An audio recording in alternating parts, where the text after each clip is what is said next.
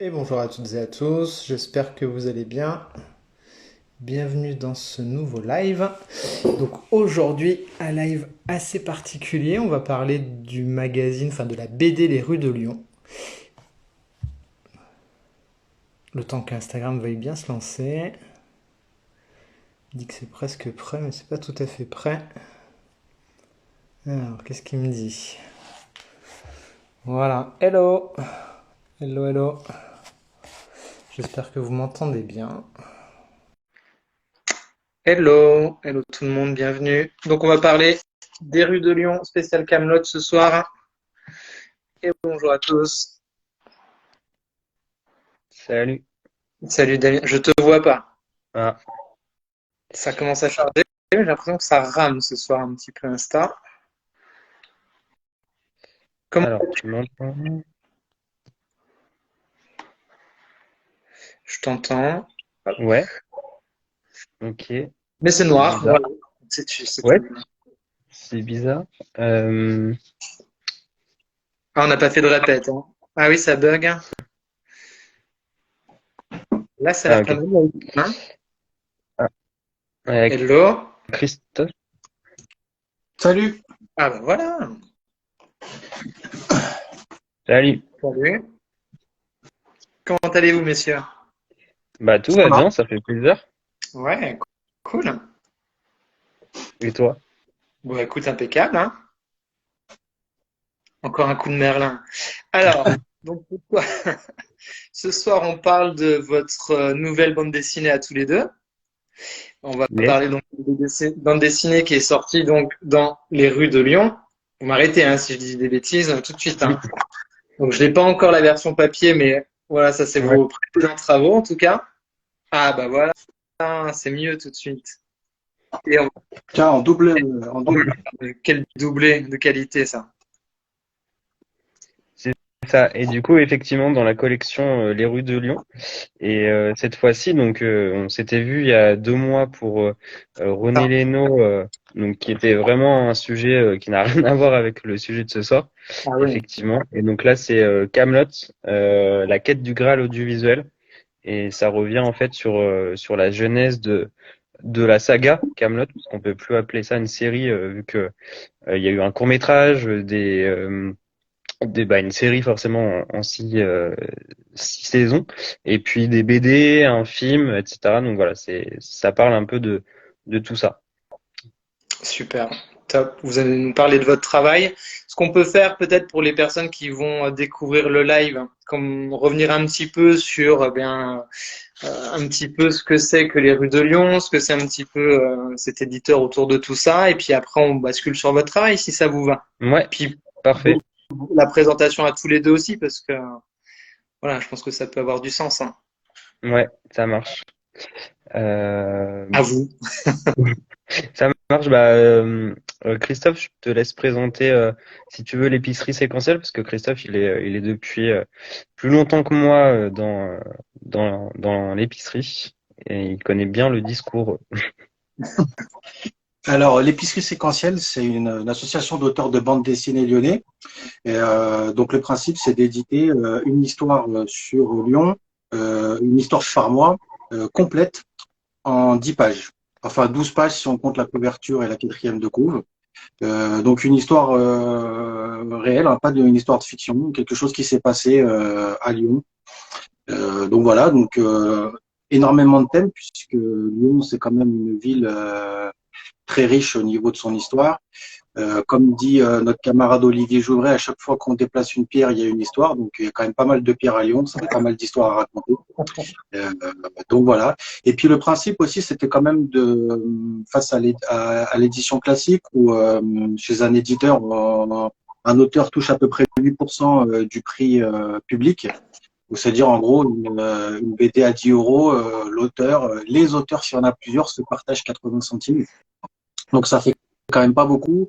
Et là, le principe, c'était de dire, tous les auteurs s'entraident à publier l'auteur du mois et en contrepartie, l'auteur peut se voir reverser 33% du prix public. Donc là, on est à 3 euros. Donc ça fait 1 euro pour l'auteur, 1 euro pour le revendeur, donc qui sont principalement des libraires lyonnais, et puis 1 euro qui retourne à l'épicerie séquentielle, qui est l'association qui édite, pour pouvoir tous les frais de fonctionnement, d'impression, etc. Donc c'est quand même assez intéressant. C'est distribué dans à peu près 60 points de vente à Lyon. C'est aussi distribué via des abonnements. On a environ 1200 abonnés qui s'abonnent et qui reçoivent tous les mois dans une petite enveloppe personnalisée leur numéro des rues de Lyon. Il y en a pour 36 euros pour l'abonnement à l'année, mais on peut même s'abonner. Maintenant, on fait des abonnements avec la carte bleue où on décide d'arrêter quand on veut. Donc voilà, c'est libre. Et puis, on peut aussi acheter en ligne via le site internet. Donc voilà, dans les abonnements et les achats en ligne, on a du coup des lecteurs un peu partout en France et même dans le monde, parce que je crois que on a, il me semble, à Tokyo, New York, non pas beaucoup, hein, mais quelques-uns. Donc c'est sympathique, ça voyage. Et puis donc, premier tirage à 3500 exemplaires. Et puis le but, 4500. 4500, pardon. Et le but, c'est quand c'est épuisé, c'est de refaire un tirage. Ok. Donc c'est toujours disponible. Ah ouais, ça c'est sympa par contre. Hein. Ouais. Le fait que ça puisse toujours être dispo, c'est. Voilà. Donc même si on a ce principe un peu qui pourrait ressembler à la presse, où on a tous les mois un numéro, ça reste quand même un produit librairie qui est tout le temps dispo. C'est ça. Donc là, ouais, on a celui-là. Là, celui qu'on voit à l'image, c'est celui que j'ai fait sur les murs peints lyonnais, parce que Lyon, en plus d'être la capitale de la gastronomie, c'est aussi la capitale des murs peints. On a énormément de fresques à Lyon. Je crois que maintenant, ça a peut-être changé, mais il y a un moment donné, on était la ville de France, il y en avait plus. Donc voilà. Et puis on a fait aussi dernièrement là pour le numéro 100 la grande balade. Et ce qui est sympa, c'est que en fait, c'est tous les lieux un peu insolites. Donc Lyon, c'est 2 collines en gros. Et donc de se balader sur les 2 collines avec tous les lieux insolites. Et puis à chaque page, on change d'auteur. Donc avec comme ça nous permet d'avoir des styles très différents de dessin. Et puis de traiter des choses en une page qui peuvent être compliquées de traiter sur un numéro entier. Puis c'était aussi pour marquer le coup, parce que le 100e numéro, c'est quand même sympa, quoi. Ouais, carrément. Du coup, ça a été lancé quand pour le 2015. Donc voilà, ça fait, je suis très mauvais en maths, tu vois, mon niveau, ça fait 7 ans du coup. Voilà. 7 ans, alors non, attends, 8 ans, et puis c'est la 9e année, avec les intervalles, tout ça, moi je suis très mauvais là-dedans. Bon, voilà. Et puis bon, les 6 premiers aussi ont été lancés en même temps de mémoire, donc bon, voilà, ça fait peut-être aussi un décalage. Mais bon, ça fait un bon moment qu'on est dans le paysage, donc il y a plein de gens qui nous connaissent, donc c'est sympa aussi. Et quand on veut traiter des sujets, souvent ça nous déporte, parce que souvent les gens, ah oui, je connais, donc c'est plus sympa et plus facile d'avoir de la documentation. J'avais fait un numéro moi sur l'Olympique Lyonnais, et quand je m'étais présenté, la personne en charge du musée de l'Olympique Lyonnais, parce qu'il y a un musée et c'est pas dans tous les clubs. Donc là, le club de l'Olympique Lyonnais, ils ont un musée. Et donc, du coup, là, le directeur de ce musée-là, c'est un fan des rues de Lyon, il les a tous.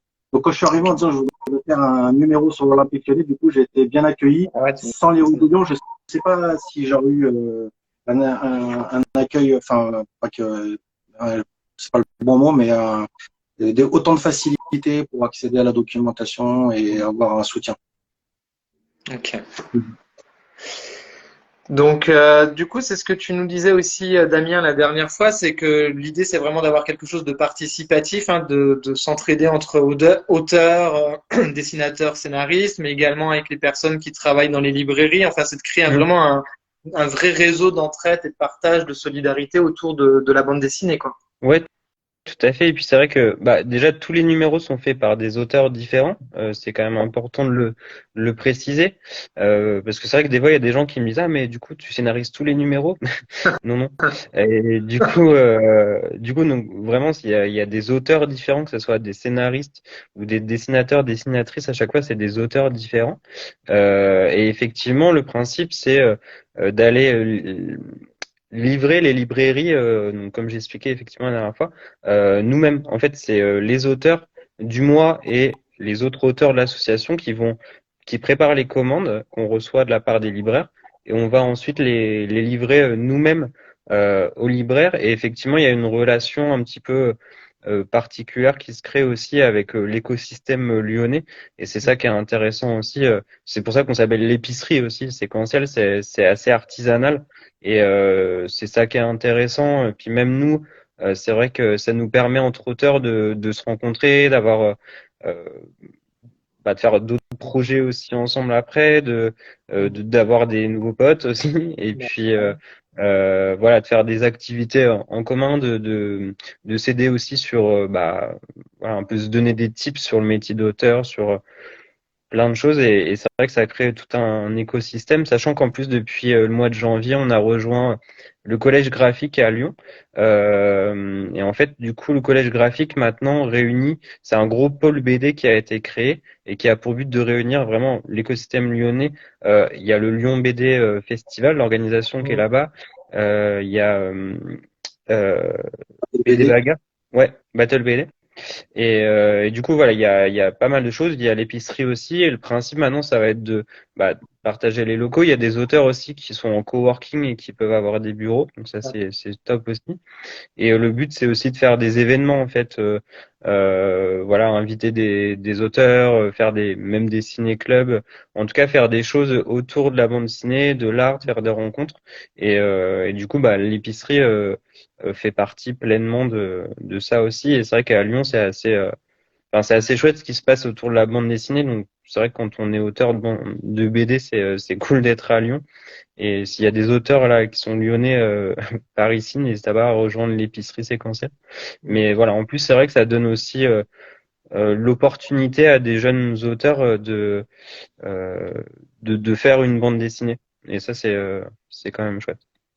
Carrément. Alors, il y a une question dans le chat qui nous demande si avec la hausse du prix du papier, de tout ça, est-ce que c'est compliqué de réussir à tenir ce prix de 3 euros ou finalement ça reste, pour l'instant, ça tient bon sur ce tarif-là? C'est sûr que 3 euros, même vu que tout augmente tout le temps, c'est sûr que c'est compliqué. Après, augmenter le prix, c'est embêtant parce que le concept est quand même bien comme ça. Là. Le fait de dire 1 euro chacun, c'est un peu inscrit dans le concept et on est plus dans une optique de se dire on voudrait en vendre plus qu'augmenter le prix. Ouais. Donc on est plus dans une politique de développer le nombre d'abonnés qui nous permet d'avoir c'est de savoir un peu où on va. On a aussi là ce numéro 100 où on est tous intervenus de manière bénévole, donc ce qui va permettre aux droits d'auteur de renflouer les caisses de l'association.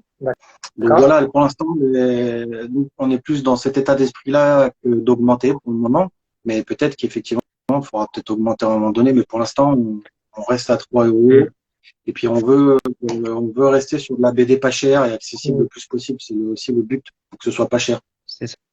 Et ça a toujours été 3 euros depuis le numéro 1. Enfin, il n'y a jamais eu d'augmentation en 8 ans, en tout cas. Voilà.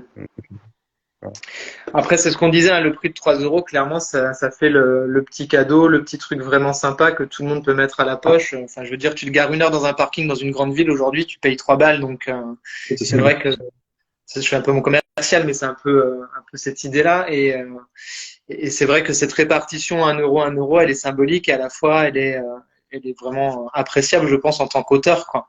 Ouais, c'est partie du concept. Le prix fait partie du concept, donc pour le moment, on essaie de pas y toucher, quoi. Ok. Et c'est bien aussi d'avoir cette piste, finalement, d'essayer d'augmenter, finalement, les lecteurs et d'essayer de toucher un public plus large pour justement peut-être réduire les coûts d'une certaine façon en tirant plus et puis de vendre un peu plus. Donc, c'est une bonne logique dans un premier temps. C'est vrai que ce prix de 3 euros est symbolique et voilà, c'est accessible à tout le monde et ça, c'est vrai que c'est agréable. Ouais, tout à fait. Avec une bonne qualité de papier en plus, hein. Ouais, le papier est bien, l'imprimeur, c'est un bon imprimeur qui est aussi à Lyon, donc on fait tout en local, hein. L'imprimeur est lyonnais, donc c'est vraiment, c'est pour ça que ce concept-là, c'est tout un package, donc on tient quand même à garder ça. Parce que bon, si on devait augmenter, on mettrait combien? 3,30 €, 3,50 €. Après, ça, bon, Ouais. peut-être qu'à un moment donné, on sera obligé, mais bon, c'est pas. C'est pas l'ordre du jour aujourd'hui, en tout cas. Non. Non. Ok, top. Bon, bah merci pour ce petit point sur sur les rues de Lyon et sur l'épicerie. Du coup, est-ce que je vous laisse vous présenter peut-être tous les deux qui vous êtes et ce que vous faites tous les deux en tant qu'auteur? Ouais. Bah, vas-y, Christophe, je t'en prie. Alors moi, c'est eux, donc je fais aussi bien le scénario que le dessin. Alors là, sur Kaamelott, j'étais seulement au dessin avec Damien. Ah ouais, puis c'est tout à l'envers, ça me fait bizarre. Et donc du coup, j'ai fait un premier numéro qui est la course à l'automobile, donc qui est sur les constructeurs lyonnais. Il y en avait fin des années 1800, début des années 1900, il y en avait près de 130 à Lyon. Donc Paris, Lyon et Stuttgart étaient les trois endroits où on a commencé à fabriquer des voitures, et la plupart des inventions sont des inventions lyonnaises. D'accord. Puisqu'en fait, les ingénieurs qui étaient beaucoup dans les métiers à tisser, donc se sont reconvertis dans l'automobile, et donc ils avaient les savoirs, ils avaient tous les sous-traitants qui étaient déjà là, c'est-à-dire qu'on savait faire des fils très fins, on savait faire tout un tas de choses qui pouvaient se remettre pour les voitures. Donc voilà, ce qui fait qu'à Lyon, on a eu un peu été pendant un temps la capitale de l'automobile. On aime bien dire à Lyon qu'on est la capitale de tout. Donc voilà. Et d'ailleurs, Donc après c'est la à Lyon hein qu'ont été inventés les bateaux mouches, hein, si je dis pas de bêtises. ah, c'est possible, ça je sais pas, c'est possible, mais donc Ouais. du coup ça fera l'objet d'un prochain route de Lyon. Donc ensuite, par contre, là, on peut pas trop nous contester, c'est capitale de la gastronomie, donc on a fait un numéro aussi, là, le menu lyonnais. Donc là, on était plusieurs, donc plusieurs dessinateurs aussi, donc avec justement des dessins qui changent d'une page à l'autre. Donc là, il y avait Léa Twitou, Arthur Ducoteau, Anjalé et moi. Et puis, donc je l'ai dit tout à l'heure, un numéro sur l'Olympique Lyonnais où j'ai fait aussi bien le scénario, les dessins et les couleurs. Mhm.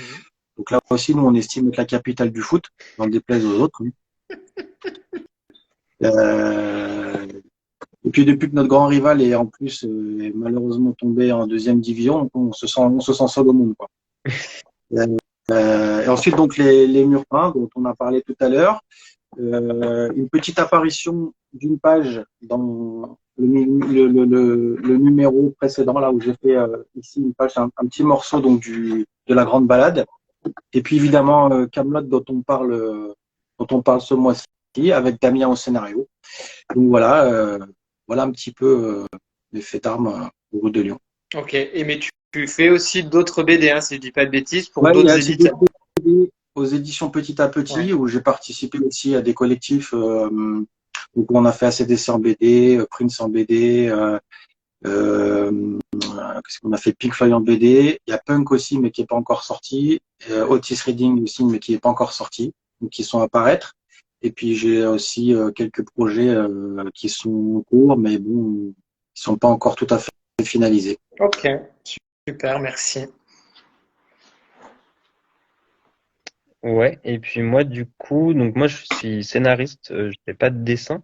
C'est ce que je dis souvent, les dessinateurs peuvent faire du scénario. Les scénaristes Ouais. peuvent difficilement faire du dessin. Mais ouais, moi je suis scénariste, donc à la base je travaille dans l'audiovisuel. La bande dessinée, ça fait, on va dire, 2-3 ans que je me suis lancé dedans. Et du coup, j'ai fait effectivement le Roue de Lyon du mois de février. René Lénaud, poète résistant, ce Rue de Lyon au scénario sur Kaamelott. Et puis là, enfin, j'ai une bande dessinée aux éditions Jungle dans la collection Ramdam qui va sortir au mois de janvier. Voilà, c'est un roman graphique de 120 pages, c'est un one shot, c'est pas une série. Et donc ça, c'est les projets qui sont, on va dire, faits. Justement, le roman graphique là qui sort l'année prochaine, le storyboard vient d'être terminé. Cool. Et donc voilà, ça fait plaisir. Tu bossais dessus Et la dernière fois, il me semble, hein. ouais, ouais, J'ai ouais, fait- c'est ça. Et du coup, après, je travaille sur d'autres projets, mais pour l'instant, qui sont encore des projets. Il n'y a rien de fait. Mais effectivement, pour l'instant, j'ai fait 2 rues de Lyon et une BD chez Jungle en tant que scénariste. Top. Alors, avant qu'on parle peut-être de Camelot, il y a deux questions, je crois, au moins dans le chat. Ouais. Donc, la première elle est de Silène Magali. Est-ce que vous savez si des instituteurs ont déjà utilisé vos BD comme support pour un cours sur l'histoire de Lyon? Alors, je ne sais pas, mais je sais qu'il y a des profs qui sont scénaristes des rues de Lyon. Donc peut-être qu'ils s'en servent et qu'ils font le chemin inverse, mais j'imagine que oui, peut-être ça a dû rêver, je sais pas. Tu sais toi, Ouais, je Christophe? crois qu'il y a déjà eu, j'ai déjà eu des échos d'instituts ou de profs qui se servaient de nos publications pour leurs cours. D'accord. Moi, je suis intervenu dans le lycée de l'automobile à Lyon, justement pour celui-là. Donc, où c'était les CAP carrossiers et les bacs pro maintenance, je crois, de mémoire, Cool. qui donc avaient un petit travail à faire pour leurs épreuves. Et donc, on fait ça par le biais de la bande dessinée et en s'appuyant sur ce rue de Lyon-là. Donc, oui, c'est assez utilisé. Je crois qu'on a pas mal de commandes dans les CDI aussi. Donc, ouais, c'est pas mal utilisé par les profs. Et puis, effectivement, on a un ou deux profs d'histoire, je crois, qui sont scénaristes. Donc, non, je pense que c'est. Puis bon, d'une manière générale, même sans être prof d'histoire, on fait quand même très attention sur les informations qu'on donne. Donc, on les vérifie. Donc, enfin, j'ai pas eu de d'écho pour nous dire qu'il y avait peut-être avoir de temps en temps des petites erreurs, mais des erreurs majeures, j'ai jamais entendu. Donc, non, ça peut servir de support pour des cours sans problème. Ouais, De bah, justement. vulgarisation. J'ai pas entendu. Non, pardon, je disais juste, ça sert de support de vulgarisation, en tout cas, tu vois, sur un sujet en quelques pages, ça permet de rentrer dans le sujet facilement. Ouais, c'est ce que j'allais dire. Je trouve que l'idée, elle est vraiment chouette. Ce que tu disais là justement sur l'automobile, de trouver voilà des liens entre différentes choses, un métier, un apprentissage et puis la culture. Je trouve que c'est ça qui est vraiment intéressant. En tout cas, moi, c'est des choses qui me touchent et qui me parlent beaucoup parce que c'est comme ça qu'on peut faire de toute façon grandir les gens et la société en général. Donc, ouais, c'est chouette. Si ça peut, par le biais de la bande dessinée, arriver à ça, c'est top. On a une autre question. Pardon, vas-y, excuse-moi. On a un numéro sur Jean Moulin, par exemple. Donc là, je pense que pour les profs qui, à un moment donné, traitent ça dans le programme, c'est effectivement un bon support. Carrément, carrément. Donc il y a une question, est-ce que vous êtes en flux tendu pour la préparation de chaque mensuel ou est-ce que vous avez un ou plusieurs mois d'avance? Bah, ça dépend des mois. Alors effectivement, j'ai vu là, oui, le numéro du mois de juin est prêt. Là, il Ouais. est en finalisation de relecture, mais en fait, ça dépend des mois. Il y a des auteurs qui arrivent à finir avec vraiment un peu d'avance, beaucoup d'avance, ça dépend. Et après, c'est vraiment sur certains numéros. En tout cas, les 2 numéros que j'ai fait, à chaque fois, c'était vraiment sur le fil. Mais voilà. En tout cas, on a toujours les sujets des mois à l'avance. Ça, c'est pas un problème. On a un calendrier, on sait ce qui va arriver en général, je pense jusqu'à la fin de l'année, même certains sujets qui sont un peu spécifiques sur des anniversaires qui vont arriver, par exemple, l'année prochaine, parce qu'on sait qu'à telle date, ça va être les 10 ans de tel ou tel sujet, ou plus. Et après, du coup, ça dépend vraiment. Ça dépend vraiment des auteurs, dans le sens où, bah, voilà, il y a 60 auteurs, on travaille tous d'une façon différente, et on est tous dans des emplois du temps différents aussi. Donc, effectivement, bah, c'est une bonne question, il n'y a pas vraiment de réponse. Bon, en général, on est quand même souvent border, je trouve, mais là, on travaille justement pour essayer d'améliorer ça et que les dessinateurs, surtout parce que c'est les dessinateurs qui se mettent dans le rush, malheureusement, et c'est pas très agréable non plus pour eux de travailler comme ça. Donc, on essaye d'améliorer ce processus pour avoir un petit peu plus d'avance en termes enfin voilà, de publication. Donc ça, on essaie de travailler dessus, mais en tout cas, voilà, ça dépend vraiment des mois, mais le numéro de juin est prêt pour le coup. Ok. Après, c'est vrai que c'est un vrai exercice de style hein, d'être à jour et c'est vrai que ça peut justement permettre de cadrer des choses, de se dire bah, de toute façon j'ai cette chance-là et je peux pas en déroger. Et c'est vrai que Mm. pour des artistes c'est toujours compliqué. Hein. On sait que la création c'est quelque chose de compliqué, que c'est difficile à cadrer. Donc c'est vrai que ça peut faire un bon exercice de rythmique et de séquençage. Ah, Oui, je l'ai fini, j'ai fini, enfin, j'aurais aimé avoir un peu plus de temps pour fignoler. Il y a des choses que voilà, j'aurais aimé avoir plus de temps pour le faire. Et c'est ce que je me dis souvent en même temps. Je me dis, ce qu'on produit sous pression et avec un temps limité, eh ben finalement notre vrai niveau il est là et notre style il est là. C'est ça en fait. mhm. Et puis on évolue comme ça. Mais quand même pour répondre à la question, voilà, là le menu lyonnais, ce numéro là qu'on a fait en fait, qui est sorti au mois de mars 2021. En fait, on s'est aperçu que enfin, les personnes qui devaient sortir sur cette période-là seraient pas prêtes. Et donc, du coup, c'est pour ça qu'on a fait ce numéro à plusieurs et qui était un peu rapide. Donc, le concept, c'est de dire, il y a une recette typiquement lyonnaise par page. D'accord. Et, ça nous permettait comme ça, à trois dessinateurs, donc de faire 2 pages et demie chacun et de Mhm. sortir le numéro très rapidement. Donc là, c'est une des solutions qu'on a trouvées parce on était pris à la gorge. Il se trouve que là, ce mois de mars-là aussi, c'était le capotier normalement qui devait sortir, mais qui va sortir en fin d'année. Et donc, moi, on m'a demandé, étant donné que j'avais avancé un petit peu sur les murs peints, mais que j'avais Mhm. prévu de sortir plutôt l'année prochaine, est-ce que je pouvais être prêt? Donc, Ah comme ouais. j'avais quand même pas mal avancé, je me suis dit que oui. Et puis, du coup, ça m'a fait faire ce numéro sur les murs peints et tout de suite derrière Camelot, où là, Ah oui. justement, j'ai été pris par le temps et voilà. Mhm. Donc, ouais, ça joue. Et puis, il m'a semblé voir aussi pour les thèmes une question. Donc, Oui, il y a c'est une ça. question sur les thématiques. Donc, c'est chaque auteur qui décide de ce dont il a envie de traiter. Donc, et le thème est proposé et puis c'est débattu entre d'autres auteurs qui s'occupent de voir si, qui font un sorte de suivi, de voir si le thème est intéressant et est-ce qu'il est assez lyonnais, etc. Donc, D'accord. à partir de Ok. là, ouais, chacun fait ce qu'il veut. Ok. Ouais, du coup, vous avez une palette large d'exploration à votre guise et Ouais, vraiment un parce que vrai ça choix. peut être on a par exemple sur une rue lyonnaise la rue Mercière, alors qu'on s'appelle les rues de Lyon, mais je crois qu'on en a qu'un sur une rue. Mais on en a sur une rue, on en a sur, je sais pas, un monument, on en a sur des personnages, on en a sur, c'est vraiment très vaste. Super.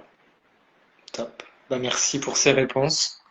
Du coup, bah, je vous laisse présenter le nouveau numéro, celui qui vous amène ici ce soir. Du coup, Camelot. Alors pourquoi Camelot? Ouais, alors du coup, effectivement, donc le numéro 101 qui est sorti cette semaine. Pourquoi Camelot? Bah moi je suis un gros fan de Camelot à la base depuis le départ en fait depuis vraiment les toutes premières diffusions. Donc en fait j'ai pas mal suivi l'actualité de Camelot depuis 2005 et du coup j'avais envie de d'une part faire découvrir Camelot à certaines personnes qui ne connaissent pas forcément en tout cas l'histoire de Camelot, parce que après, je me doute que les gens qui ne connaissent pas du tout Camelot vont pas forcément euh, être attirés par le sujet, je pense. Mais en tout cas, les gens qui aiment Camelot, et il y en a quand même pas mal. Le but, c'est aussi de leur apprendre des choses sur la jeunesse de Camelot, parce que moi, c'est plein de choses que je savais, voilà, parce que je suis depuis le départ mais par exemple, il y a plein de gens qui savaient pas déjà, même dans l'épicerie, par exemple, que c'était lyonnais, en fait. Ou voilà, qui avait eu un court métrage. Voilà, moi le but c'était vraiment de partager toutes les connaissances que j'avais sur Camelot et la passion que j'ai pour Camelot. Euh, voilà, d'expliquer en 10 pages l'histoire de Camelot, c'était vraiment le but est de rappeler que c'est lyonnais, quoi. C'est tourné à Lyon, c'est avec des acteurs lyonnais. C'est fait par les industries du cinéma lyonnaises. Donc voilà, c'est un Des sujet costumes pour lyonnais. le coup 100% lyonnais. Ouais, des costumes lyonnais, une façon de parler avec Hmm, des mots d'argot lyonnais. Donc ouais, c'est vraiment très lyonnais. Ok. c'est ça. Alors pour le coup, moi, je l'ai feuilleté tout à l'heure, le petit PDF que tu vous m'avez envoyé. Effectivement, moi, alors Kaamelott, je connais très peu, comme je te l'ai dit, mais du coup, c'est Mm. vrai que ça apporte un éclairage qui est intéressant parce que tu vous prenez un angle qui permet justement d'aller sur de la culture générale entre guillemets et pas que voilà juste le truc de fan pour les fans quoi. Ça va Non. forcément parler aux fans, c'est une certitude, mais c'est tout à fait accessible pour un mec comme moi qui ait vu deux trois épisodes mais qui ait jamais vu l'intégralité ou qui suis moins connaisseur en tout cas. Mm. Ouais, bah, c'est cool. Bah, en fait, le but, effectivement, c'était de présenter déjà Alexandre Astier, qui est parce que, pareil, pour les gens qui ne savent pas forcément, Alexandre Astier, forcément, c'est le créateur de Kaamelott, c'est l'acteur principal, réalisateur, monteur, compositeur. Donc voilà, tu peux pas parler de Kaamelott sans aborder.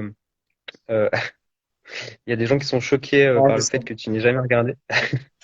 Mais effectivement, voilà, Alexandre Astier, bah, on le présente au tout début, un petit peu, on le resitue, qui est-il, et puis après, on y va vraiment de manière chronologique sur une page sur la création du court-métrage qui a été fait entre potes de façon bénévole, qui ensuite a été repéré par Yvan Le Bolloc, donc Yvan Le Bolloc qui sortait de Caméra Café, qui cherchait en fait la chaîne M6 cherchait un successeur à la série qui avait cartonné, et du coup voilà, il est tombé sur Alexandre Astier sur son court-métrage Désiré qui était un peu déjà les bases de Kaamelott.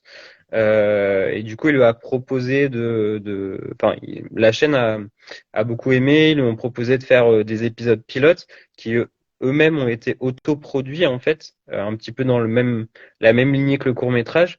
Et ensuite, M6 a produit trois épisodes pilotes complémentaires qui là ressemblaient vraiment à ce qu'on connaît sur les premières saisons.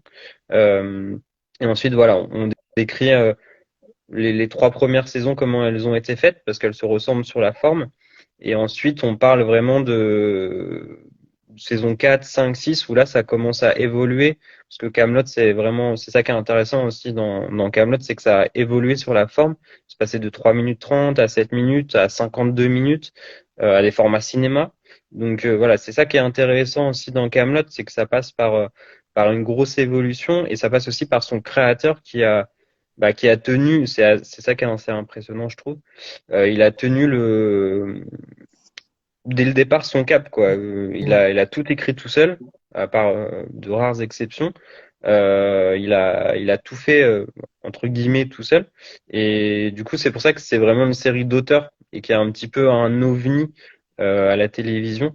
Donc on essaye de raconter ça, voilà, comment ça a démarré et l'évolution qu'il y a eu et en plus le succès qui est arrivé aussi à travers tout ça. Oui, parce que c'est assez fou finalement, ce que tu le dis. Le premier livre, du coup, c'est 100 épisodes, un truc comme ça, Ouais, et il c'est écrit ça. tout seul, quoi, le mec, en fait. C'est ça. Et C'est, Il a, il a écrit la nuit pour que ça soit tourné le lendemain matin, que les acteurs lisent ça le matin avant de ouais, tourner. j'ai lu, du coup, je l'ai découvert, c'est complètement dingue, en fait. Quand tu vois ce que c'est la complexité du milieu audiovisuel, en fait, d'un Mm, tournage. Alors ouais, déjà, moi, je suis novice, mais je m'imagine déjà le travail de répétition, le travail d'éclairage, etc., de mise en place et tout. Et là, tu te dis, mais les mecs, ils avaient le texte le matin et lui, il écrivait la nuit, mais c'est un truc de barge, en fait, ouais, pratiquement. bah, c'est clair. Bah, en fait, ce qui est assez spécifique, c'est que lui, enfin, Alexandre Astier, c'est quelqu'un qui est assez dans la technique et il écrivait en fait avec un logiciel qui lui permettait de savoir aujourd'hui on va tourner tant d'épisodes qui vont se passer dans la chambre du roi, tant d'épisodes qui vont se passer à la table ronde et en fait la nuit il savait qu'il devait écrire deux trois épisodes qui allaient se passer dans tel décor avec tel personnage. C'est son logiciel un petit peu qui lui disait voilà, pour répartir les choses. Et après, lui, il écrivait effectivement les dialogues la nuit. En fait, ils ont commencé à tourner la saison. Ils avaient que 30 épisodes en stock Ouais, d'écrits. c'est ouf, Enfin, hein. ça n'a aucun sens. Mm. Et effectivement, il l'écrivait la nuit. Donc, il dormait 3 heures par nuit, alors qu'il était réalisateur et acteur principal quand même de la série, hein. Et effectivement, les comédiens avaient le texte au maquillage. Et ça, c'est assez inédit.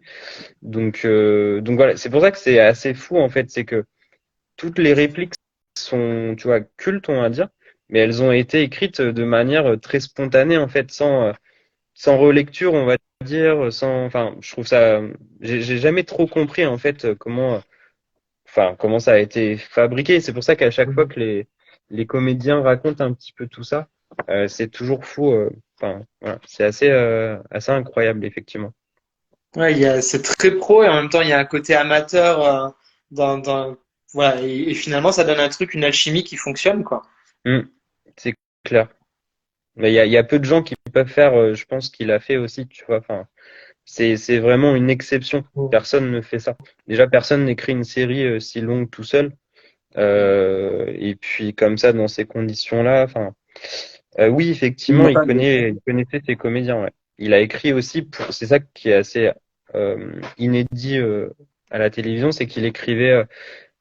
Il faisait pas de casting, il écrivait pour les gens qu'il connaissait et il écrivait les dialogues en fonction de leur tempérament, de leur rythme de jeu, etc. Enfin, voilà, comme un musicien, parce qu'à la base, il est compositeur, il est musicien, donc voilà. Je peux parler très longtemps de Kaamelott, donc n'hésitez pas à me couper. Ben non, mais après on peut parler de votre travail à tous les deux du coup finalement sur Kaamelott, comment vous êtes retrouvés tous les deux à créer ce projet-là? Comment vous l'avez co-construit tous les deux? Je pense que ça peut être intéressant aussi sur votre travail à vous d'artiste pour le coup. Je pense que ça a du sens quoi. Ouais, tout à fait. Bah, donc, effectivement, moi, j'avais envie de faire un numéro sur Kaamelott, j'avais cette idée-là. Et en fait, j'ai rencontré Christophe au Lyon BD Festival 2022. Et du coup, en fait, enfin voilà, on discutait, je lui ai parlé de ça et ça l'a bien tenté. Puis à partir de là, bon, je te laisse raconter un peu, Christophe, comment on a procédé, mais. Ouais, donc c'est vrai que moi j'y avais jamais pensé à Kaamelott et quand moi c'est une série alors je suis pas fan autant que Damien, mais c'est une série que j'aime bien regarder, qui me fait énormément rire et voilà. Et donc c'est vrai que moi les coulisses par contre je les connaissais moins. Je connais un tout petit peu moins les acteurs aussi. Voilà, c'était plus en surface. Et donc, quand il m'a parlé de ça, ça m'a tout de suite branché.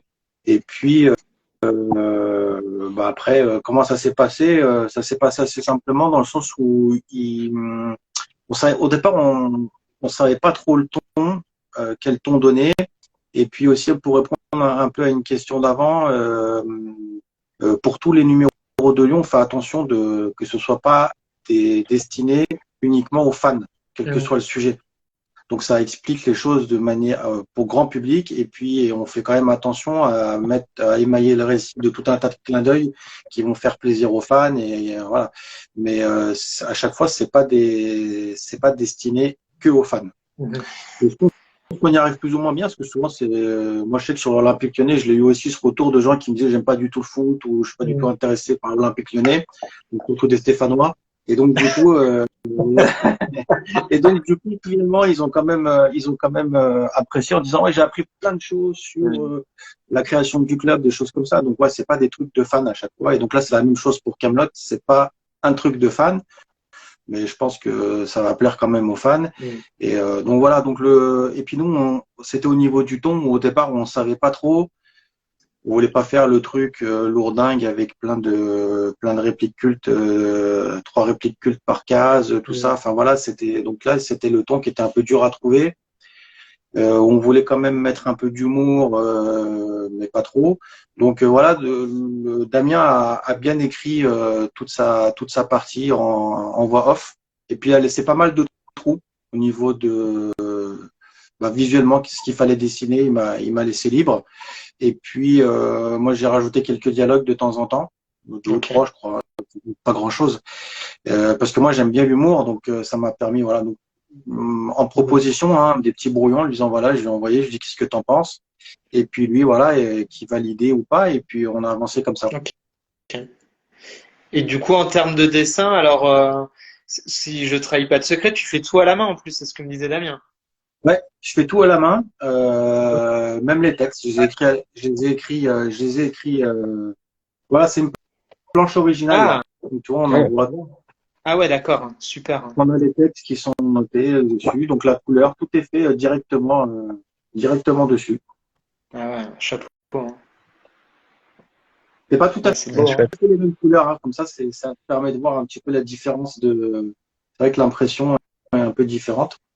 Donc là, voilà, donc je fais mon dessin normalement crayon papier, l'ancrage avec de l'encre sur le papier, puis après je passe avec de l'aquarelle, et puis pareil, le texte se fait à l'encre. Et Chapeau, après hein. je scanne, évidemment, je scanne, et puis là, bon, on demande en fait au logiciel Photoshop que quand on scanne, souvent les blancs sont pas tout à fait blancs, et à Mhm. l'impression c'est une marque. Donc c'est la seule chose que je fais sur l'ordinateur où je demande à Photoshop, je sélectionne les blancs en disant ce blanc-là, je veux qu'il soit absolument blanc. D'accord. Tout le reste, je ne sais pas. Et donc après, ça part. Il y a une maquette qui est faite. Donc c'est pas moi qui fais la maquette parce que je suis pas très à l'aise en fait avec. J'aime pas du tout l'informatique, hein. Enfin, c'est pas que j'aime pas l'informatique, mais en dessin, Ouais, j'aime pas ça. Donc ok. si j'ai un texte à écrire en traitement de texte, j'aime bien, hein, c'est pas le problème. Ou pour autre chose, j'aime bien l'informatique, mais pour le dessin, ça me déplaît. J'aime pas du tout le rendu que ça a, j'aime pas le faire, le stylet sur la tablette, tout ça, ça me convient pas, j'aime pas du tout. Donc, Tu as besoin de la sensation, c'est quelque chose que... ouais, je me sens bien que avec le crayon, peinture, papier, je me sens bien que comme ça. Ok. Ouais, c'est tout à ton honneur, hein, franchement, respect, hein. Ouais, puis au niveau des délais, j'arrive à les tenir, donc je suis content. On voit l'image des gags que j'ai rajoutés. Je suis très content de ce gag. Ouais. C'est lequel? C'est celui de la fin? C'est celui sur le Covid, là. Ah oui. Hmm. Je sais pas quelle page Ouais, il je est. vois. Ouais, je ne sais plus. Ouais, c'est à la fin, Page 3. effectivement, page 10. Et du coup, en termes de dessin, ça t'a pris combien de temps de faire ces pages-là, alors? Bah, je saurais pas dire parce que c'est vrai que je fais jamais d'une traite, mais je crois que j'ai dû commencer fin décembre. Ah ouais, Enfin, d'accord. le storyboard, enfin, ouais, il me semble. En fait, de fin décembre à là, il y a 2 semaines, j'ai fait les deux numéros, donc ça fait 20 pages, deux couvertures et une page dans le numéro 100. Donc ça fait 21 pages et deux couvertures, tu vois, depuis fin décembre. Et je travaille à côté, hein, parce que Oui. je fais pas ça à plein temps. Donc voilà. Donc ouais, c'est quand même assez rapide, hein. Hmm. Oui, c'est à la fois c'est rapide et en même temps ça te demande une sacrée rigueur, je suppose, pour tenir les délais quand même.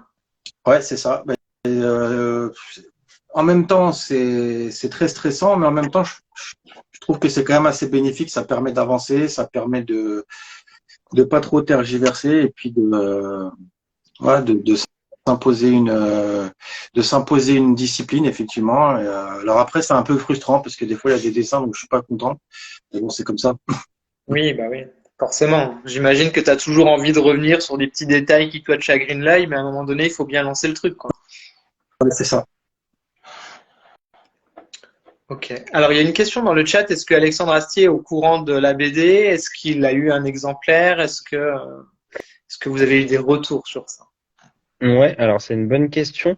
Du coup, là, en fait, alors déjà je vais répondre à la question, mais pour préparer la BD, on a rencontré des comédiens Ouais. pour leur poser quand même des questions sur certaines choses.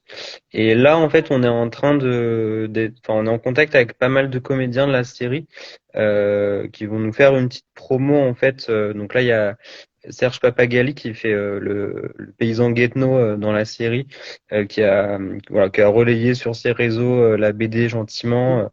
Il y a d'autres comédiens, je vous laisse la surprise, mais qui vont aussi faire ça. Et pour répondre à la question sur Alexandre Astier. Alors, Alexandre Astier est au courant de la création de cette BD. Pour l'instant, il n'a pas d'exemplaire. On essaye de lui en envoyer. Mais en tout cas, il est au courant de la création de la BD. Et, voilà. On espère qu'il va la lire et qu'il va l'apprécier, quoi. En tout cas, mais la team Camelot est au courant de ce projet-là. On a voulu quand même les prévenir en amont, Mm. malgré tout, de notre démarche, en fait, quand même. Et puis, Mm. Voilà. Donc c'est pour ça qu'il y a pas mal de comédiens qui ont soutenu aussi ce projet-là en nous rencontrant pour répondre à nos questions, en faisant la promo. Enfin voilà. Donc la team Camelot est au courant, mais Alexandre Astier, nous n'avons pas rencontré Alexandre Astier pour ce numéro, mais il sait que ça existe en tout cas. Ouais. Ok. Je lui D'ailleurs, enverrai j'ai deux anecdotes quand même rigolotes. C'est qu'à l'instant, je viens de dédicacer un numéro de Camelot à Alain Chapuis, qui est le tavernier dans la série. Donc ça, c'est rigolo.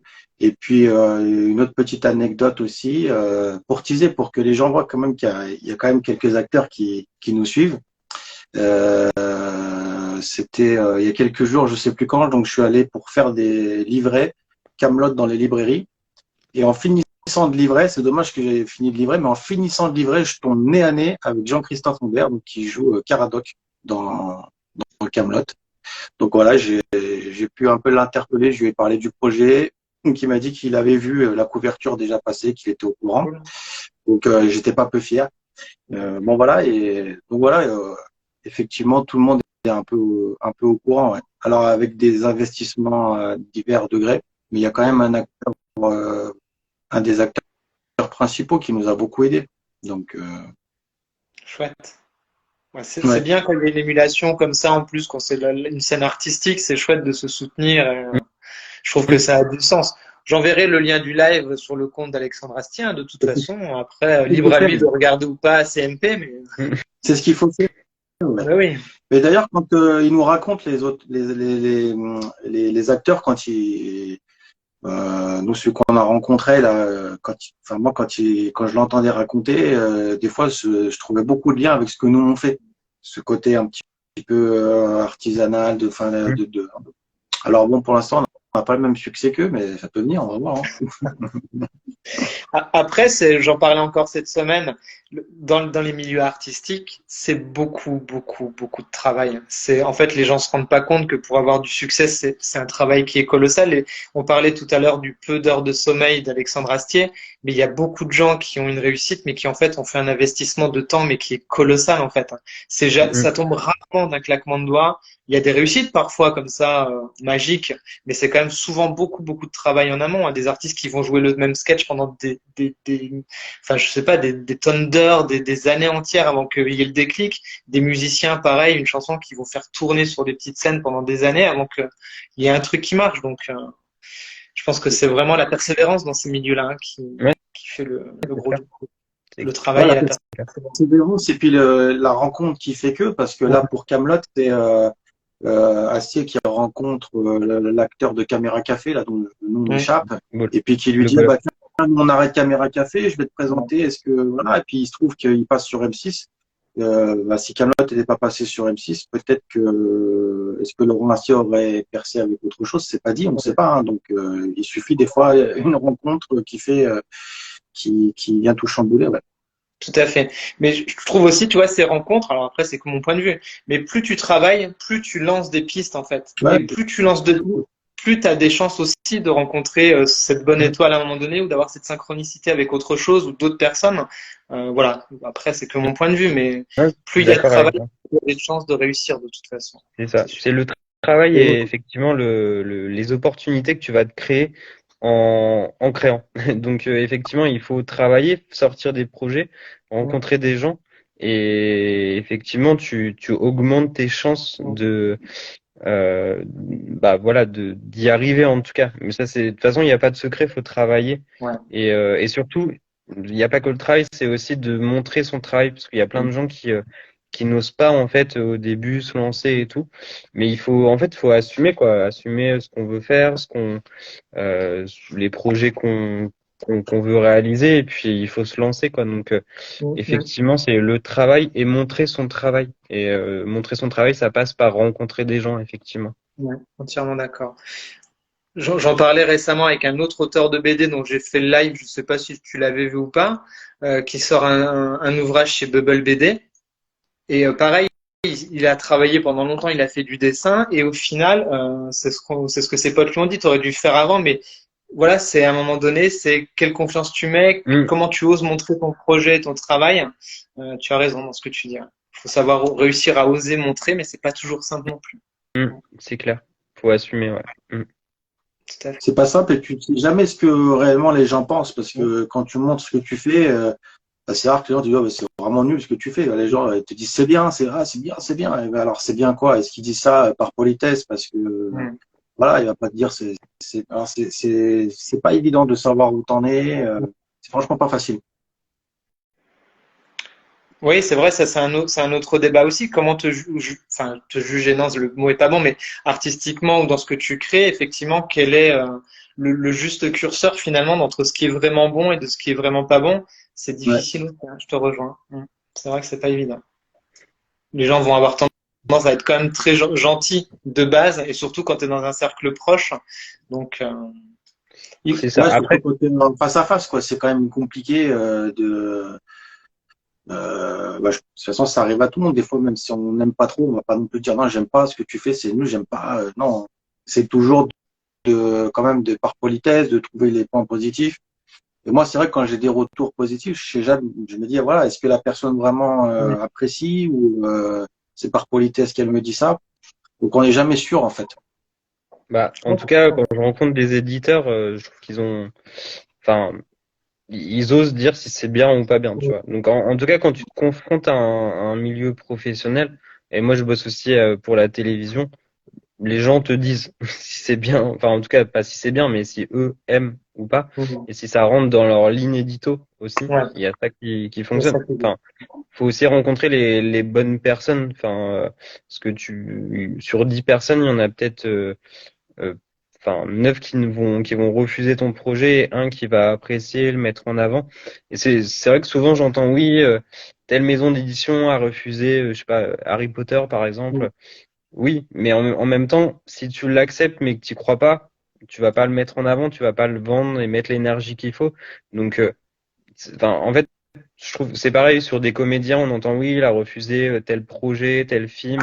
Ouais, mais si tu crois pas, en fait, le film n'aurait peut-être pas eu le même succès parce que Mhm. tu mets pas le même investissement et la même énergie dedans. Donc, c'est ça qu'il faut pas oublier, c'est que quand on se lance dans un projet, c'est sur plusieurs mois, plusieurs années. Il faut défendre et assumer ton projet sur plusieurs années. Donc, faut aussi y croire de base. Si tu te lances dans un projet, même je sais pas, en tant qu'auteur sur des commandes ou mais des grosses commandes ou sur voilà un film que tu ne vas pas aimer ou que tu le fais un petit peu par dépit, il sera pas pareil que si tu le fais avec le cœur et avec sincérité. Donc et vraiment, moi je fais des projets depuis un petit moment, que ce soit en audiovisuel ou en podcast ou en BD. Les projets, j'en parle encore des années après. Et c'est pour ça que c'est important aussi d'aimer le projet qu'on veut faire parce qu'il faut le soutenir et le défendre enfin voilà, pendant très longtemps. Euh, donc voilà, tout ça pour dire il y a pas que la rencontre, mais c'est aussi, enfin, il y a justement cette rencontre passe aussi par la défense du projet et comment on va le vendre et le diffuser aussi, parce que ça arrive aussi que des éditeurs signent un projet et n'y croient pas. Et en fait, enfin, je connais des auteurs à qui ça est arrivé, ils ont fait un projet et au final, il y a eu presque pas de promo, pas de diffusion, donc bah forcément la BD ne peut pas se vendre en fait. Donc voilà, c'est tout un tas de paramètres qui font que le succès, c'est un peu une loterie aussi, malgré tout. Après, c'est sûr que les gens très très talentueux, qui ont un talent un peu exceptionnel, vont toujours finir par percer. Mais c'est vrai que à talent égal, il y a beaucoup de chances, beaucoup de rencontres, beaucoup d'opportunités qu'il faut se créer. Mais voilà, c'est tout un tas de paramètres en tout cas pour réussir, je pense. Ouais, Ouais, ouais. je te rejoins sur beaucoup de points que tu dis. Et puis après, c'est toujours difficile aussi de ce qui plaît ou ce qui plaît pas. Enfin, ce qui plaît à une personne ne plaira pas forcément à une autre. Donc, pour Mm, évaluer ce c'est qui ça. est bien ou pas bien, moi, dans les quelques vidéos que je fais sur YouTube, quand je parle d'une BD, c'est toujours difficile. Même si moi, j'ai pas aimé, ça parlera forcément peut-être à quelqu'un d'autre qui a un autre parcours de lecture, qui a d'autres points de réflexion, qui a un autre parcours dans sa vie personnelle, culturelle, sociale. Donc en fait, c'est toujours difficile de dire Moi, les gens qui descendent des trucs sur les réseaux, je supporte pas ça parce qu'en fait, moi, je pars du point de vue que si t'aimes pas quelque chose, faut l'argumenter à minima. L'argumenter à minima sur des faits soit objectifs, soit sur ton ressenti de lecteur en l'occurrence, en expliquant pourquoi tu aimes pas et pourquoi, voilà, toi ça t'a pas touché et pourquoi ça ne te convient pas. Mais ce qui ne te convient pas à toi, bah, conviendra peut-être à une autre personne, hein. Donc il y a ça Ouais, aussi je suis pour d'accord. en ligne de compte, hein. Mm. C'est clair. Après, il y a aussi le succès en librairie pour nous, quoi. Quand ça se vend pas, bon, c'est que c'est que c'est qu'il y a quelque chose, c'est qu'il y a quelque chose qui va pas, quoi. Alors, c'est pas forcément le niveau, mais bon, ça n'a pas rencontré son public, donc bon, Ouais. là, ça peut être décevant, hein. Après, pareil, alors là, sur le succès en librairie, c'est encore un vaste débat. On en parle régulièrement ici sur la chaîne avec des éditeurs, tu vois, avec Nicolas Bonjouan sur 404 Comics. J'ai reçu Les Aventuriers de l'étrange. Enfin, tu vois, en fait, il y a tellement de paramètres qui rentrent en ligne de compte. Je sais même pas si c'est le talent, en fait, qui est vraiment le moteur clé d'une réussite ou pas, qu'elle soit commerciale ou d'une véracité artistique. Pour le coup, Ouais, il y a vraiment tellement de paramètres aujourd'hui qui rentrent en ligne de compte que... Ouais, c'est c'est vrai. clair. Mais c'est ce qui va te permettre à toi de continuer ou non, quoi. Si ça marche pas, on va te dire, bon, bah, t'es peut-être un génie, mais ça, c'est stop, quoi. Ouais. Par contre, ça, Et ça, effectivement, c'est ça pas a raison. facile. Mm. C'est Bon, nous, clair. les rues Mais de Lyon, ça marche plutôt bien. c'est Donc, ça. ça va. C'est pour ça, allez acheter Ouais. la BD. Si vous êtes lyonnais, allez acheter la BD en librairie. D'ailleurs, Si vous n'êtes pas pour lyonnais, faire le lien avec le prix, des gens qui voulaient ouais, savoir si. Moi, ce que je conseille, c'est d'en acheter deux. Un pour vous et un pour vous. c'est ça. Il y a Comme toujours ça, un pote qui va dans votre entourage qui va aimer Camelot. Donc autant en prendre plusieurs, vous savez que vous ferez plaisir à quelqu'un. Et voilà. En tout cas, si vous êtes lyonnais, vous pouvez vous le procurer dans une soixantaine de points de vente. Mais si vous n'êtes pas lyonnais, vous pouvez le commander. Et après, sinon, vous pouvez aussi passer par nous, les auteurs. N'hésitez pas à nous contacter sur nos réseaux. On peut faire le relais, on peut vous l'envoyer et vous la dédicacer aussi. Donc voilà. Alors surtout, c'est encore plus sympa d'avoir une petite dédicace en dessin. Carrément. Mais moi aussi, je fais des petites dédicaces malgré tout, mais voilà, avec des répliques de Camelot par exemple. Donc, euh, donc voilà. Non, mais en tout cas, les libraires avaient l'air assez enthousiastes sur ce numéro, donc on espère Oui. qu'il va bien fonctionner, quoi. Bah, déjà, il est dans, comme vous le disiez, dans la ligne éditoriale d'un peu des précédents, dans le sens où même si t'es pas un fan absolu de Camelot, tu apprends des choses pour 3 balles. Et donc ça, Hmm. quand même, quand tu apprends des trucs pour 3 balles, c'est quand même super chouette, hein. Parce que t'as quoi pour 3 balles? Je sais même pas si t'as un Big Mac. Et donc rien que ça, c'est top. Et après, Camelot, ça reste un succès, enfin ça reste un Oui. succès populaire et connu du plus grand nombre. Enfin, on sait que le film, comme tu vous le redites dans la BD, il est sorti en plein pass sanitaire. Il a quand même fait un beau succès en Hmm. salle, alors que c'était quand même, c'était difficile en termes de fréquentation à ce moment-là, hein. C'est clair. Bah oui, non, mais c'est sûr que Camelot, et même tu le vois sur des séries de vidéos sur YouTube, quand il y a Alexandre Astier ou quand ça parle de Camelot, le nombre de vues explose en fait. Donc c'est sûr qu'il y a un espèce d'effet Camelot, un espèce d'effet Alexandre Astier.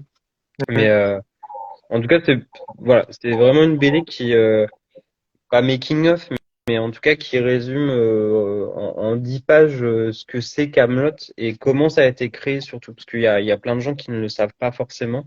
Euh, c'est vrai que quand on regarde des séries, des films, on connaît pas forcément toujours l'histoire. Et là, c'est un espèce de voilà de résumé de Camelot et avec un peu d'humour malgré tout et avec enfin moi j'adore par exemple cette planche. Et c'est une Ouais. espèce de carte vulgarisée de Lyon avec en fait et de la région avec tous les c'est le super. même original. Ah, elle est trop belle. Avec avec voilà tous les lieux de tournage ou les endroits où ça a été monté, etc. Donc voilà, on essaye vraiment de parler de la série, mais parler du côté lyonnais aussi. Et là, on a fait une petite page aussi, une double page qui est assez cool à avoir. Mais chouette. Voilà, qui présente un peu tout ça. Donc voilà. Et puis si vous suivez les acteurs de Camelot, vous verrez peut-être passer aussi quelques BD. Donc voilà.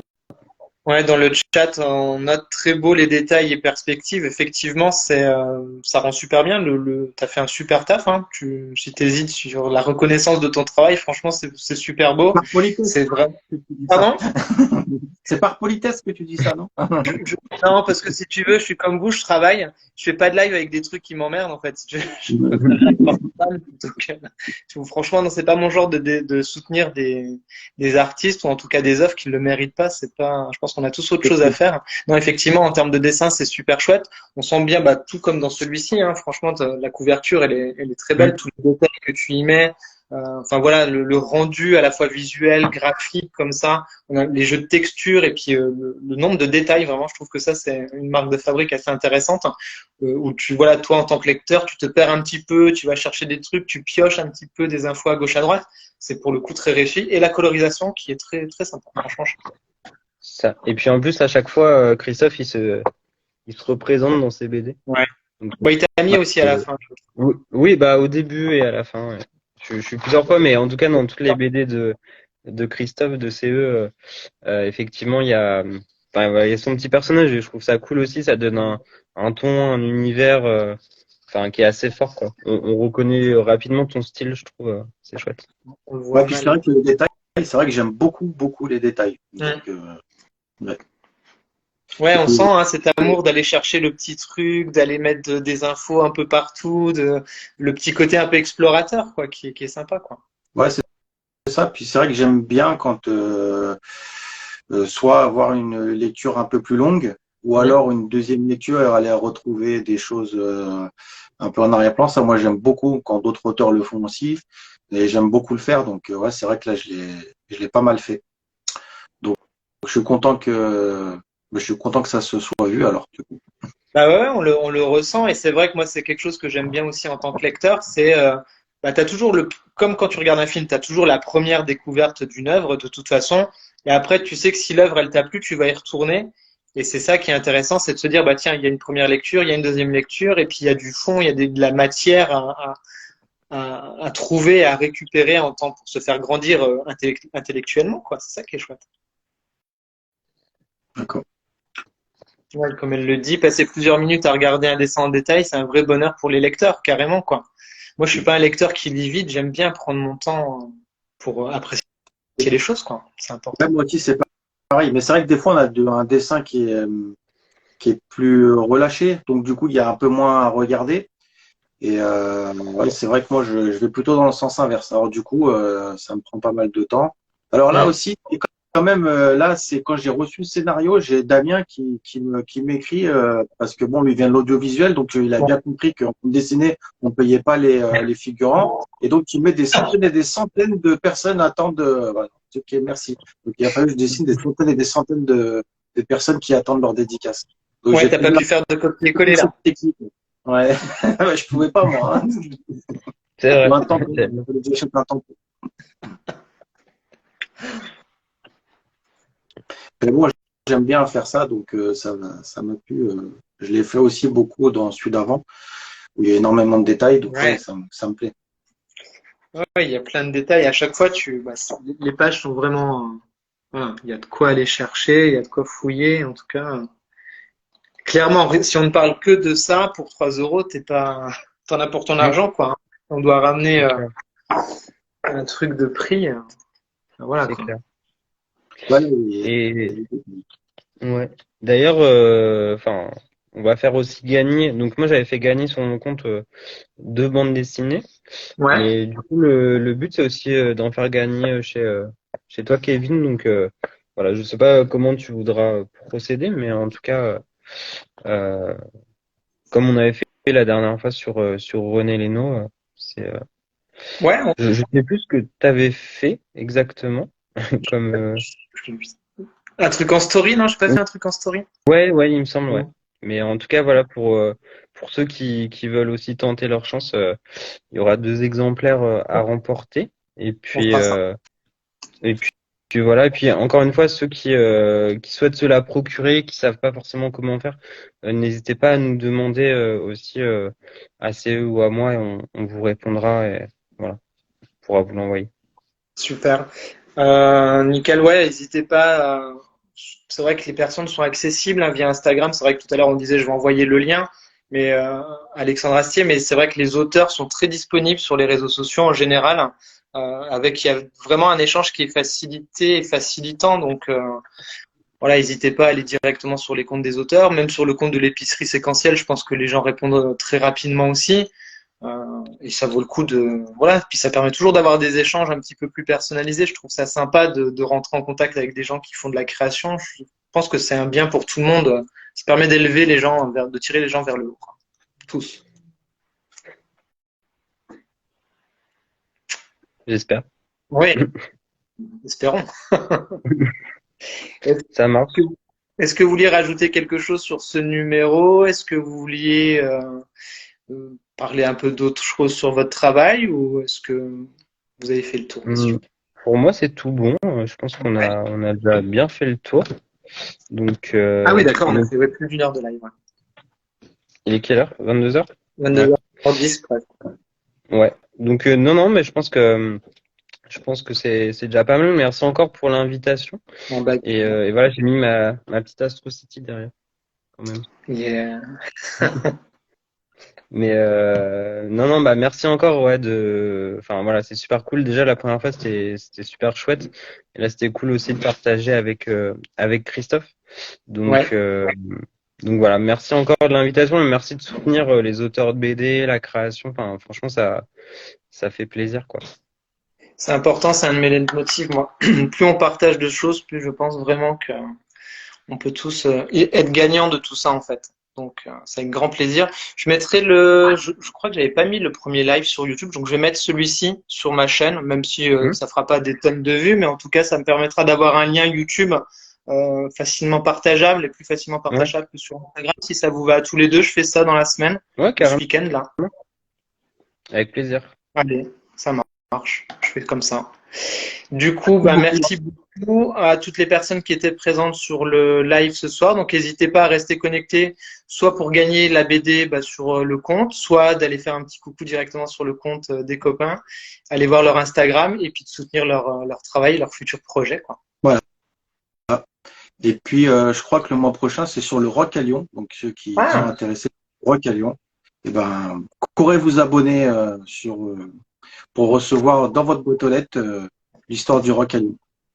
ouais, alors si on peut terminer là-dessus, il y a les abonnements hein, toujours au dos Ouais. des rues de Lyon. Plus il y a aussi, si des personnes ont envie de découvrir le travail, il y a des coffrets qui existent qui reprennent hein, les anciens numéros. Exactement. C'est des coffrets donc dans lequel on glisse les numéros de l'année. Donc, il y a un coffret par an. Puis ça permet de glisser ça dans la bibliothèque avec une belle tranche et puis tous les fascicules sont regroupés ensemble. Donc ça permet d'avoir un bel objet et qui est Mm. très sympa à offrir à Noël. Donc je vous le conseille pour Noël. Bah ouais, C'est un non, très c'est beau une bonne cadeau. idée. Ouais. Ouais, c'est En une plus, bonne c'est idée. pas cher, enfin, c'est pas cher, quoi. Enfin, franchement, on va pas se mentir. C'est combien le tarif? Eh ben, le coffret, c'est 40 €. Donc, il y a le coffret et les 12 numéros dedans. Et puis, voilà. Et puis, de toute façon, même les rues de Lyon, en cadeau, souvent, ça marche très bien parce que il y a tellement de thèmes qu'on Mm. peut dire, voilà, tiens, je sais qu'un tel, il aime bien manger, on va lui prendre un truc. On a Paul Bocuse, on a le menu Lyonnais, on a pas mal de choses sur la cuisine, enfin, sur tous les thèmes. Et donc, du coup, ça fait souvent des cadeaux sympas et ça soutient la création. Ouais. Donc, c'est cool. Mm. Carrément. Eh bien, merci beaucoup, du coup, à vous deux. Merci. Je souhaite beaucoup de succès à ce numéro Camelot. Merci Vous le beaucoup. méritez tous les deux. Voilà, quand vous voulez, si vous refaites soit des projets en duo, soit des projets en solo, vous n'hésitez pas. Un petit MP, c'est avec grand plaisir de partager votre travail en tout cas. Cool. Merci, c'est sympa de nous accueillir. Mm, Merci. Avec grand plaisir. carrément. Merci à vous deux. Je vous souhaite une bonne soirée. Merci encore à toutes les personnes présentes dans le chat.